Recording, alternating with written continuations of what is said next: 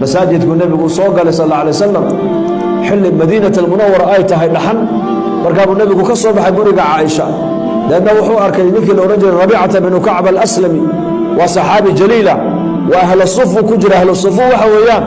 waa rag maskiidka nebi maxamed gadaashiisa dambey degan yihiin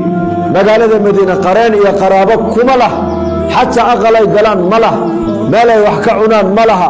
nebigeenna calayhi salaatu wasalaam hadiyadda loo keenu nebigu wax ka siin jiray hadday sadaqad lala baxayaan wuxuu jiray iyo ka siiya sadaqadaas fadaalo iyo rabiica iyo abaa hurayre iyo ahlu sufa way badnaayeen 70 waa lagu sheegaa 90 bay culimmadu ku sheegaan qaar 200 bay ku sheegaan qaar 400 bay ku sheegaan marna tiradoodu way biiraysay oo 70 bay masjidka nabiga ku dhex fadhinayeen marna nabiga sallallahu alayhi wasallam aryaaf almadiina magaalada madiina reeraha iyo tuulooyinka u dhow dhow ayuu nabigu u diri jiray oo rajul dadka quraanka soo bara reerahaasi waa islaamayaan oo diintii bay jeclaadeen bardoo dhex fadhiiso faatixada soo bara reerahaasi waliba islaamnimada gaarsiiya oo nabigu dacwada u diri jiray iyaga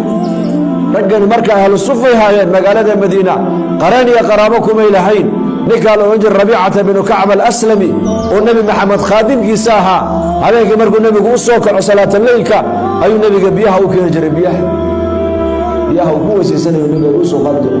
cadaygu nabigu u soo qaadi jiray markaa buu nabigu arkay rabiica oo dhaxmoonaya sadaale dhaxan calooshana cunta uguma jirto difaaca jirku uu yaraanaya markuu qofku maalmadha 3 maalmood cunto markuu uu waayo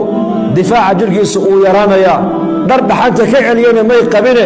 gooyar baa haysanayeen dhinaca saas kugu qaban jireen sidaas uu qarqarayay markaa buu nabigu ku yiri rabiica labbayk ya rasuul allah waxa doonta caawa ii sheegay bal waxa doonta sheego caawa